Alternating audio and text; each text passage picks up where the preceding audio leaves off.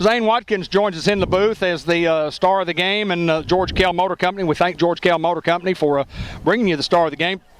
Zane, a tough night for the Greyhounds out there. We come up a little short, 28-21, but kind of tell me a little bit about how you felt like we played and maybe where we came up a little short. Well, we knew the first half we come out flat, and we kind of got hit in the mouth, you know, the first quarter. And second quarter we kind of came back at them, and we played a little bit better ball game second quarter. And then we came out the second half, and I think we played a way better ball game. Better. Yeah, no doubt, and especially defensively. And let me ask you this: tell me about preparation coming in. I mean, you knew these guys are going to be real good, but how do we prepare? And kind of give me an idea of what all you've been doing all summer long to get to prepare for the season. And it's just one game, 1 of 10, and obviously the goal is to get to the playoffs and the non-conference game. But we're going to get better. But talk a little bit about your preparation coming into this game. Well, we had 2 weeks to prepare, and we knew that was going to be a tough physical football team. We just conditioned the first week, and then second week we kind of focused more on them, what they were going to do, and their first down play, second down play, stuff like that. We knew coming in that they were going to go for it on 4th downs most of the time if they were inside the sticks. Well, and there's no doubt we lost a couple of touchdowns. We had 1st and goal down there at the 1, and we didn't get in, and we lost a fumble down here. That's part of the games, and those are things that we can correct. And we got Greene County Tech next week. But tell me overall about attitude. You know, we lose a couple of kids early, and that's always tough to lose kids. Yes, sir. So what's the morale like? Especially, it looked like when we first went down, you know, early in the game, and then we had a second injury later on. Can you give us a report on either one of those? You know anything about those guys? I don't know. Sure, Coach will. I think Tyler. I heard about Tyler. I heard it was just dislocated. Okay, good deal. And then I guess we look forward to next week. We go to Greene County Tech. I know you hadn't prepared for those guys, but I want you guys to know that we got a long season. You're a 3-year starter, and did you get tired any tonight? I mean, boy, a muggy night out there. I know you're on both sides of the ball.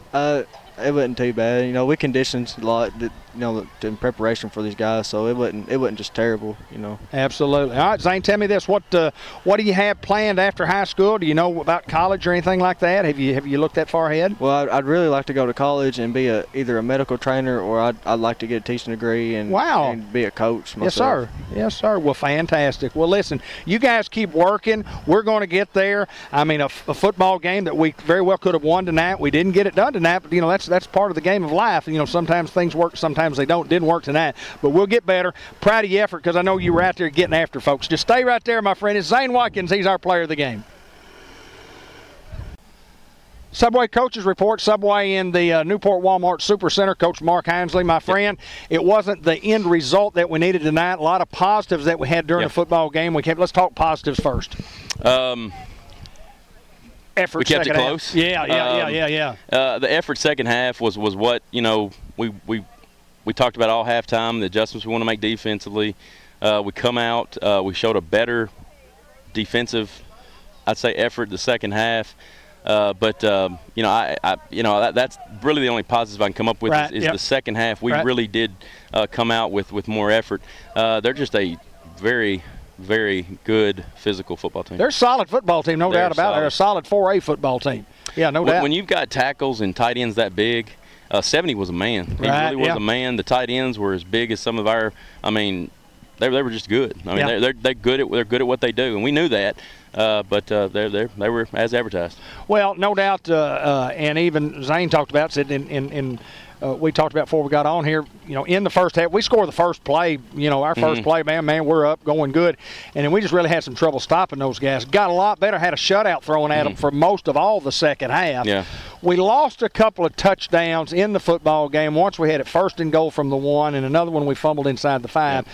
Those were huge plays, but correctable plays. So, you know, if you look at the game and you go, well, we didn't play up to expectation, but we had a chance to win the football game. Yeah. Well, and the thing I guess that I'm upset with the most is we preached about that for 2 weeks on how physical they were going to be, and I just didn't feel that we matched them physically defensively. Right. And yes, we did. I think we had 2 picks and 1 fumble. Right. That is always, you know, always look at that and go, you know, how can we change that? But I'll tell you what I told the kids, and it's what I said on the radio, is that, you know, the first 3 games of your season are non-conference, which means it's learning. There are teachable moments, and that's what I asked the kids. I said, there's something to be learned at halftime. Quit making excuses. We know what we need to do. Okay, now we just got to do it. And I told them the same thing on the field right then. Did you learn anything from it? And if we did, then we're going to get better for the weeks coming up. Because if we can go 0-3 and we go undefeated in the conference, we're still sitting in the driver's seat in the playoffs. So that's what you're ultimately after. And if we can learn something these first 3 games, it's going to make us a better team. Well, and when you schedule Pottsville, and people say, well, why do you schedule the games? We schedule who are the teams that are willing to play us. Yeah, that's true. We didn't just say, let's just pick out Pottsville. Oh, yeah. Pottsville says yes. We go down the line and ask 15, 20, 25, 30 people to play us on a home, and we can't get folks to play us. I stick on a dot on Newport, and I run a radius around it trying to find folks, and it's really difficult to find folks that'll play us. And when Pottsville come a calling, you got to do what you got to do. You bet. You don't need a bye week for sure. No, sir. So we, when we knew they were going to be physical, but in the back of my mind, I'm thinking, we kind of need to see a little bit of physicality just to get ready for the Pickets and the Hoxies that we come up short with last year. So, I wanted that to be a teachable moment to get ready for that conference opponent we're going to be seeing this year. All right, and Theron goes down. We lose a linebacker early in the game. Tyler Johnson. Tell me about those injuries again. Tyler Johnson, it's his ankle. The last report I've got when I was coming up here, that it was a separation. It's kind of like Colby's last year. There was a separation, I think, with a break. I'm not 100% on that. But most of the time when you have a separation, you have some kind of break in the tibia or whatever. And so I think that's what he's going to be dealing with. Theron went out with the they got hit right here in the end zone. I haven't really got any word on him yet. So I really don't know what's the official on him. But it goes back to, they were physical. Well, we're going to go back to work, and they give us 9 football games to play during. They give us 9 after the 9. Give you 10 to play if you can get them all scheduled. That's I told this off camera, and I really meant this, and I meant it sincerely. If any of these kids watch this thing, these kids have a chance to be a very, very, very good football team. We got a lot of football to play. We got a lot of football to play. It goes back to just take something from it and build on it. If you can do that and grow, that's where we'll really see what we're all about. I think the Hounds are going to be fine, and there's no doubt about it. And you go on the road, and a team 33-7 their last 40 here at home. They're pretty good at home. They're pretty good. We've had a history of these guys, and we know how good they are. Yes, even the year that we beat them at our place, I think it was 30-20. That's right. It was a slugfest for a while. That's right. So they're a good football team that stays in games. Basically, what they do. So no, it was going to be a fight. We knew that, and we got what we expected.